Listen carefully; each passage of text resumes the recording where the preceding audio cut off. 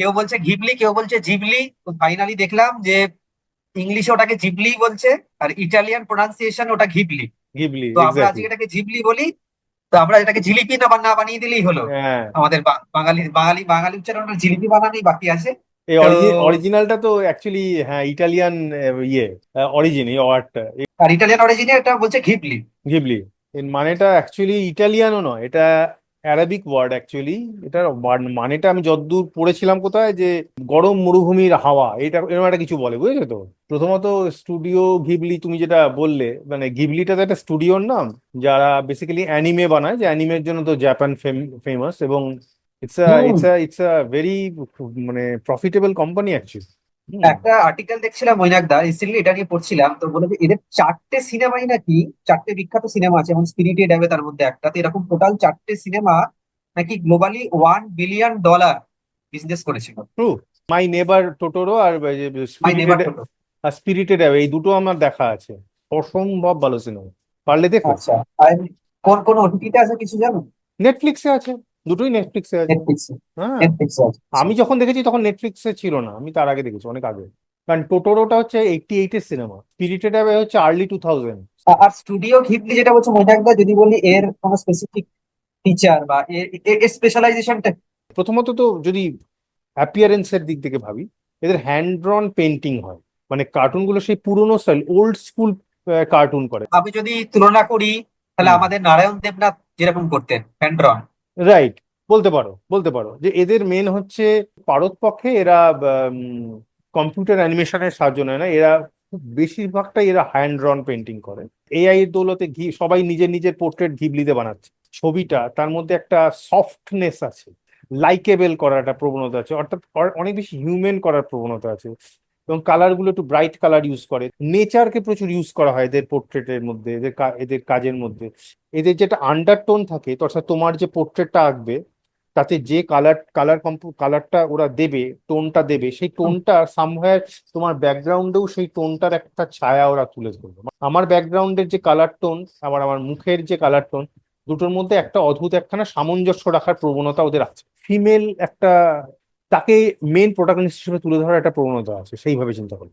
Obviously তুমি through internet দেখতেই পাচ্ছ, প্রচুর অ্যানিমেশন গুলো অসম্ভব ডিটেলড। একটা অ্যানিমেশনের আমি জিফটা দেখছিলাম, বলছে এটা আহ, বানাতে নাকি 1 বছর না 2 বছর টানা লেগেছে, ওই জাস্ট ওই অ্যানিমেশনের ইয়েটাকে বানানোর জন্য, আমি যদি ভুল না করি। ফ্রেমটাকে বানাবার জন্য। এক্স্যাক্টলি, একটা বাজারের হ্যাঁ। সিকোয়েন্স করার জন্য। হ্যাঁ, যেটা আমার কাছে খুব ইন্টারেস্টিং লেগেছে।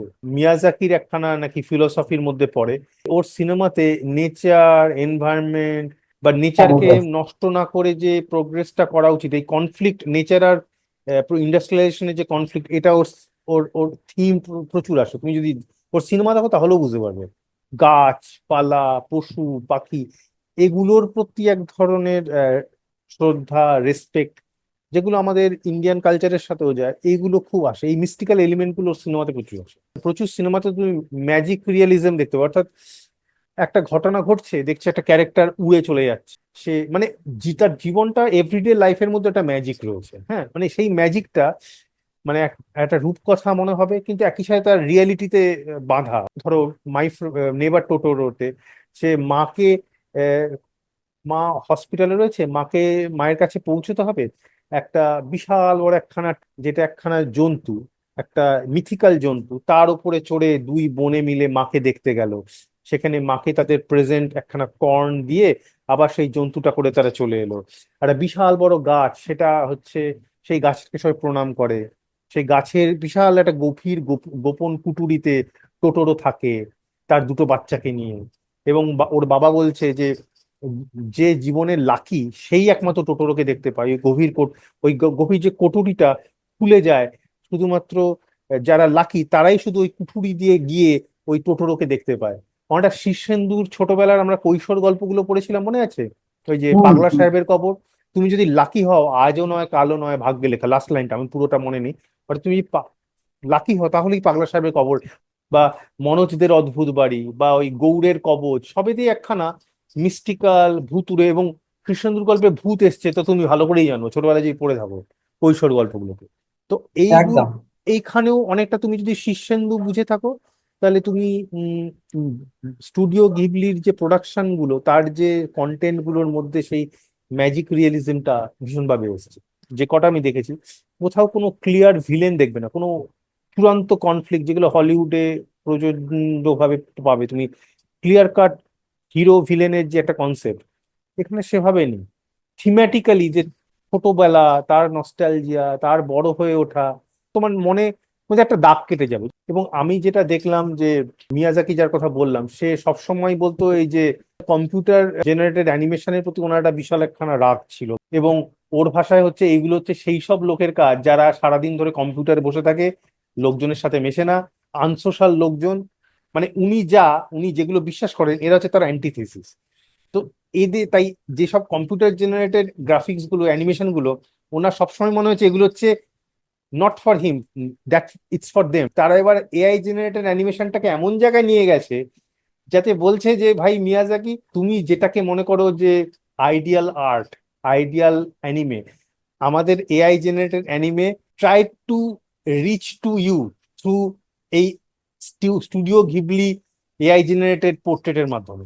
বাট একটা জায়গায় খারাপ লাগছে এটা ভেবে যে এই যে ওনার যে সৃষ্টিগুলো, যেটাকে আমরা মনে করতাম যে ভেরি রেয়ার, থ্রু এআই এর জন্য এটা হয়তো এখন মুড়ি মিছরি একদর হয়ে যাবে কিনা আমি জানি না, সেটা সময়ই বলবে।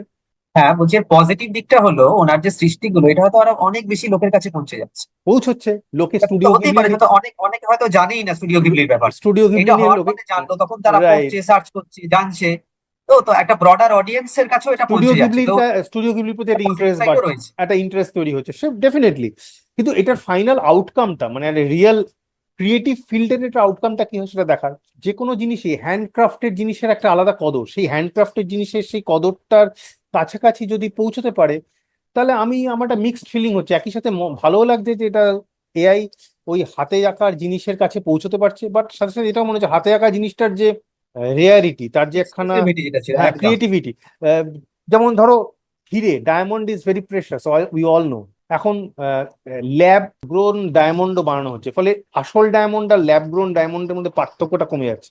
তো সেটা যদি হয়, দ্যাট ইজ ভেরি দুঃখজনক। স্টুডিও গিবলির যে এত বছরের একটা কৌলিন্য, সেটা যেন চলে না যায়। আর তুমি কি ইউজ করলে ওটা বানাবার জন্য, কোন অ্যাপ্লিকেশন ইউজ করলে? আমি তো দেখলাম আমি চ্যাট জিপিটি, যেটা প্রো আর আমি প্লাস, এই দুটোতে করা হ্যাঁ, যাচ্ছে। আমি চ্যাট জিপিটি করেছি, আমি গ্রোক করেছি। আরেকটা যেটা দেখলাম সেটা এখনো ট্রাই করে দেখিনি, কিন্তু দেখেছি গিবলি ডিফিউশন বলে একটা আছে টুল, সেটা আচ্ছা, দিয়েও করা যায়। সো আমি সেটা চেষ্টা করব। চ্যাট জিপিটি আর গ্রোকের মধ্যে তুমি দুটোতেই ইমেজ জেনারেট করেছো? হ্যাঁ, দুটোতেই ইমেজ জেনারেট করেছি। তো তুমি কিছু ডিফারেন্স বুঝতে পারছো? Quality wise মোরলেস same, মোরলেস same. তোমার কিছু পার্থক্য লেগেছে কি? তা আমি চ্যাট জিপিটি দিয়ে করিনি, আমি শুধু হ্যাঁ, গ্রোক দিয়েই আমি করেছি। আমি তো কালকে আমার তো কালকে গ্রোক তো চ্যাট বেশ ভালোই করেছে। কালকে চ্যাট জিপিটি দিয়ে আমার ছেলে আর মেয়েরটা করলাম। তোমার আর আমারটা তো আমরা দুজনে গ্রোক দিয়ে করেছি। তো আমার তো মনে হচ্ছে অলমোস্ট দ্য সেম।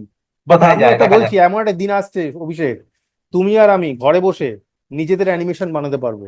আমরা শুধু গল্পটা লিখে দেবো, এআই টুল তোমার জন্য ও বানিয়ে অ্যানিমেশন দেবে। বানিয়ে দেবে। Absolutely, the day is coming.